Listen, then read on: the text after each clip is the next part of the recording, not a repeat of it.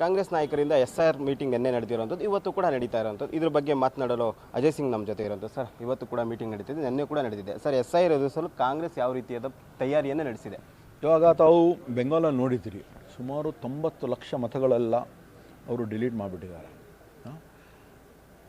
ಕೆಲವು ಹೆಸರು ಮೇಲೆ ಡಿಲೀಟ್ ಮಾಡ್ತಾ ಇದ್ದಾರೆ. ಜಾತಿಯ ಆಧಾರದ ಮೇಲೆ, ಧರ್ಮದ ಆಧಾರದ ಮೇಲೆ ಮಾಡ್ತಕ್ಕಂಥ ಒಂದು ರಾಜಕೀಯ ತಮಗೆಲ್ಲರೂ ಕೂಡ ಗೊತ್ತಿದೆ. ಇಡೀ ರಾಷ್ಟ್ರ ಮಟ್ಟದಲ್ಲಿ ಯಾರು ಮಾಡ್ತಾರೆ ಅಂತ ಒಂದು ಮುನ್ನೆಚ್ಚರಿಕೆಯನ್ನು ವಹಿಸ್ಕೊಂಡು ಮುಂದೆ ಬರ್ತಕ್ಕಂಥ ತಾಲೂಕ್ ಪಂಚಾಯತ್, ಜಿಲ್ಲಾ ಪಂಚಾಯತಿ ಮತ್ತು ನಮ್ಮ APMC ಮತ್ತು ನಮ್ಮ MLA ಚುನಾವಣೆ ಎಲ್ಲ ಏನು 2028ರಲ್ಲಿದೆ, ಮುನ್ನೆಚ್ಚರಿಕೆ ವಹಿಸ್ಕೊಂಡು ಈ ಥರ ಅನ್ಯಾಯ ನಮ್ಮವ್ರು ಹಾಕ್ಕೊಡ್ದು ಅಂತ ನಾವು ಮಾಡ್ತಾಯಿದ್ದೀವಿ.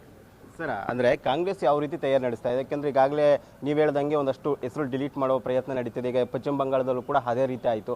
ಕಾಂಗ್ರೆಸ್ ವತಿಯಿಂದ ಯಾವ ರೀತಿ ಕ್ರಮ ವಹಿಸ್ತಿದ್ದೀರಾ ಅಂತ? ಈಗ ನಾವು BLAಗೆಲ್ಲ ಅಪಾಯಿಂಟ್ ಮಾಡಿ ಹಳ್ಳಿಯಲ್ಲಿರ್ತಕ್ಕಂಥ ಬೂತ್ ಮಟ್ಟದಲ್ಲಿ, ಓಣಿ ಮಟ್ಟದಲ್ಲಿ ಇದು ಎಲ್ಲ ಸರಿಯಾಗಿ ರೀತಿಯಿಂದ ತಿಳ್ಕೊಂಡು ನಮ್ಮವರು ಯಾರಿದ್ದಾರೆ, ಯಾರ್ದು ಡಿಲೀಟ್ ಹಾಕ್ಕೊಡ್ದು ಅಂತ ನಾವು ಮಾಡ್ತಾಯಿದ್ದೀವಿ. ಸರ್, ಅದೇ ರೀತಿ ಈಗ BJP ಹೇಳ್ತಿರೋ ಸುಮ್ಮನೆ ಕಾಂಗ್ರೆಸ್ಸು SIRಗೆ ಎದುರ್ತಿದೆ, ಯಾವುದೇ ರೀತಿಯಾದಂಥ ಓಟ್ಗಳು ಡಿಲೀಟ್ ಆಗಲ್ಲ, ಯಾವೆಲ್ಲ ಎಕ್ಸ್ಟ್ರಾ ಇರುತ್ತೋ ಅವು ಮಾತ್ರ ಓಟ್ ಡಿಲೀಟ್ ಆಗ್ತವೆ ಅಂತ ಹೇಳ್ತಿರೋದು. BJP ಯಾವ ರೀತಿಯಿಂದ ರಾಜಕಾರಣ ಮಾಡ್ತದೆ ಅಂತ ನಿಮಗೂ ಗೊತ್ತಿದೆ, ನಮಗೂ ಗೊತ್ತಿದೆ. ಅದರ ಬಗ್ಗೆ ನಾನು ಹೆಚ್ಚು ಹೇಳೋಕ್ಕೆ ಹೋಗಲ್ಲ. BJPಯವರು ಕೇವಲ ಒಂದೇ ಒಂದು ರೀತಿಯಿಂದ ಚುನಾವಣೆ ಗೆಲ್ಲಬೇಕಂದ್ರೆ, ಏನಾದರೂ ಆಗಬೇಕಂದ್ರೆ ಹಿಂದೂ ಮುಸ್ಲಿಂ ಮಾಡೋದು, ಜಗಳ ಮಾಡೋದು. ಅದರಿಂದನೇ ಅವರು ಮಾಡ್ಕೊಂಡು ಹಿಂದೆ ಗುಜರಾತಲ್ಲೂ ಕೂಡ ಗೋಧ್ರಾ ಇನ್ಸಿಡೆಂಟ್ ಏನಾಗಿತ್ತು, ಪ್ರಧಾನಮಂತ್ರಿಯವರು ಗೊತ್ತಾಗ್ಬಿಟ್ಟಿದೆ. ಅದು ಮಾಡಿದ್ರೆ ಮಾತ್ರ ನಮ್ಮ ಎಲ್ಲ ಯುವಕರ ಮನಸ್ಸಿನಲ್ಲಿ ಒಂದು ವಿಷಬೀಜವನ್ನು ಬಿತ್ತಕ್ಕಂಥ ಒಂದು ಕೆಲಸ ಮಾಡೋದು ಅವ್ರ ಕೆಲಸ ಅಷ್ಟೇ. ಬೇರೆ ಏನಾದರೂ ಇವತ್ತು ಏನಾದರೂ ಎಂಪ್ಲಾಯ್ಮೆಂಟ್ ಮಾಡಿದಾರಾ BJP? ಪ್ರಧಾನಮಂತ್ರಿ, ದೇಶದ ಪ್ರಧಾನಮಂತ್ರಿಯವರು ಅಧಿಕಾರಕ್ಕೆ ಬರ್ತಕ್ಕಂಥ ಒಂದು ಸಂದರ್ಭದಲ್ಲಿ ಪ್ರತಿ ವರ್ಷ 2 ಕೋಟಿ ಉದ್ಯೋಗ ಸೃಷ್ಟಿ ಮಾಡ್ತೀವಿ ಅಂತ ಹೇಳಿದರು. 12 ವರ್ಷದಲ್ಲಿ 24 ಕೋಟಿ ಉದ್ಯೋಗ ಸೃಷ್ಟಿ ಮಾಡಿಬಿಟ್ಟಿದ್ದಾರೆ. ನಮ್ಮ ದೇಶದಲ್ಲಿರ್ತಕ್ಕಂಥ ಈ ಒಂದು ಅನ್ಎಂಪ್ಲಾಯ್ಮೆಂಟ್ ಸಮಸ್ಯೆನೇ ಬಗೆಹರ್ತಾ ಇತ್ತು.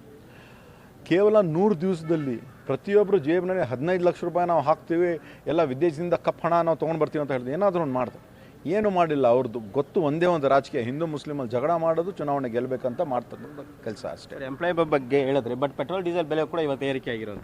ಹೌದು. ಅದ್ರ ಬಗ್ಗೆ ಏನು ಹೇಳ್ತೀವಿ? ಈಗಾಗಲೇ ನಾನು ಜಸ್ಟ್ ಹೇಳಿದೆ, ಹಿಂದೆ ಇರ್ತಕ್ಕಂಥ 70 ರೂಪಾಯಿ ಬೆಲೆ ಇದ್ದಿದ್ದು ಇವಾಗ 100 ರೂಪಾಯಿಗಿಂತ ಹೆಚ್ಚಿನ ಒಂದು ದಾಟಿದೆ. ಇವಾಗ ಸುಮಾರು 400 ರೂಪಾಯಿ ಇರ್ತಕ್ಕಂಥ ಒಂದು ಸಿಲಿಂಡರ್ ಬೆಲೆ ಇವಾಗ 1100 ರೂಪಾಯಿ ಆಗಿದೆ. ಸೊ ದೇಶದ ಎಲ್ಲ ಜನಸಂಖ್ಯೆನೂ ಕೂಡ ನೋಡ್ತಾ ಇದ್ದಾರೆ. 2029ರಲ್ಲಿ ಈ ಒಂದು BJP ಸರ್ಕಾರಕ್ಕೆ ತಕ್ಕ ಪಾಠ ಕಲಿಸ್ತಾರೆ. ಈ ಬಾರಿಯೂ ಕೂಡ 400 ಪಾರ್ ಅಂತ ನಮ್ಮ ದೇಶದ ಪ್ರಧಾನಮಂತ್ರಿ ಹೇಳಿದರು. ಆದರೆ 400ಇಂದ 242 ಆಯಿತು. ನೆಕ್ಸ್ಟ್ ಟೈಮ್ 100ಕ್ಕೆ ಮುಟ್ತಾರೆ ಅಂತ ನಾವು ನೋಡಬೇಕಾಗ್ತದೆ. ಸರ್, CM ಸಿದ್ದರಾಮಯ್ಯ ದೆಹಲಿಗೆ ಹೋಗ್ತಿದ್ದಾರೆ, ಏನೆಲ್ಲ ಚರ್ಚೆ ಆಗಬಹುದು? ಈಗ ರಾಜ್ಯಸಭಾ ಚುನಾವಣೆ ಇದೆ, ಹಾಗೂ MLC ಚುನಾವಣೆ ಇದೆ. ಆ ಒಂದು ಕಾರಣಕ್ಕಾಗಿ 1ನೇ ತಾರೀಕಿಂದ ನಾಮಿನೇಷನ್ ಪ್ರಾರಂಭ ಆಗ್ತದೆ. ಸೊ ಆ ಒಂದು ಕಾರಣಕ್ಕಾಗಿ ನಮ್ಮ ರಾಜ್ಯದ ವರಿಷ್ಠರು, ನಮ್ಮ ಕಾಂಗ್ರೆಸ್ ಪಕ್ಷದ ವರಿಷ್ಠರು ಅವರು ಕರೆದಿರಬೇಕು.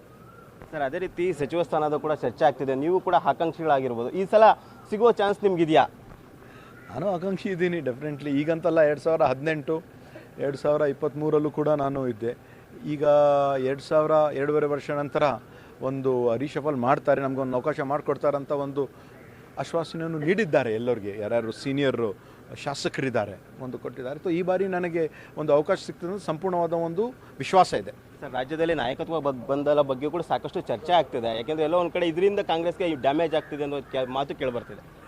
ಇದು ಕೇವಲ ಕಾಂಗ್ರೆಸ್ ಪಕ್ಷದಲ್ಲ, ಕಾಂಗ್ರೆಸ್ ಆಗಲಿ, BJPಯಲ್ಲಾಗಲಿ, JDS ಅಲ್ಲಾಗಲಿ ಇದು ನಡೀತದೆ. ಇವಾಗ ವಿಜೇಂದ್ರ ಅವ್ರಿಗೂ ಬದಲಾವಣೆ ಮಾಡಬೇಕಂತ ಅವ್ರ ಪಕ್ಷದವರೇ ಸತತವಾಗಿ ಹೇಳ್ತಾ ಇದ್ದಾರೆ. ಅವ್ರ ಬಗ್ಗೆ ನಾವೇನು ಮಾತಾಡ್ತಾ ಇಲ್ಲ.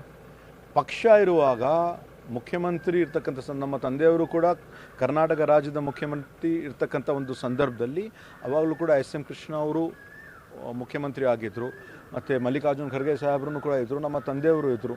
ಸೊ ಎಲ್ಲರೂ ಒಂದು ಆಸೆ ಆಕಾಂಕ್ಷಿ ಇರ್ತದೆ. ಆದರೆ ಕೊನೆಯದಾಗಿ ಕರ್ನಾಟಕ ರಾಜ್ಯದಲ್ಲಿ ಏನಾದರೂ ಒಂದು ತೀರ್ಮಾನ ತಗೊಳ್ಬೇಕಂದ್ರೆ ಅದು ನಮ್ಮ ಪಕ್ಷದ ಹೈಕಮಾಂಡ್ ಅವ್ರು ಏನು ತೀರ್ಮಾನ ತಗೊಳ್ತಾರೆ ಅದಕ್ಕೆ ನಮ್ಮ ಎಲ್ಲ ಮಂತ್ರಿಗಳು, ಎಲ್ಲ ಶಾಸಕರು ನಾವು ಬದ್ಧರಾಗಿರ್ತೀವಿ ಅಂತ ಹೇಳಿದ್ದೀವಿ. Thank you sir. ಇಷ್ಟು ಶಾಸಕರಾದಂತಹ ಅಜಯ್ ಸಿಂಗ್ ಅವರ ಮಾತು. ಕ್ಯಾಮ್ರಾ ಪರ್ಸನ್ ರಾಜು ಜೊತೆ KS ಮಾರುತಿನಾಯ್ಕ, ಫ್ರೀಡಮ್ ಟಿವಿ. ಕ್ಷಣ ಕ್ಷಣದ ಸುದ್ದಿಗಳಿಗಾಗಿ ಫ್ರೀಡಮ್ ಟಿವಿ ಸಬ್ಸ್ಕ್ರೈಬ್ ಮಾಡಿ, ಲೈಕ್ ಮಾಡಿ ಹಾಗೂ ಫಾಲೋ ಮಾಡಿ. ಹೊಸ ಸುದ್ದಿಗಳ ನೋಟಿಫಿಕೇಶನ್ಗಾಗಿ ಬೆಲ್ ಐಕಾನ್ ಮೇಲೆ ಕ್ಲಿಕ್ ಮಾಡಿ.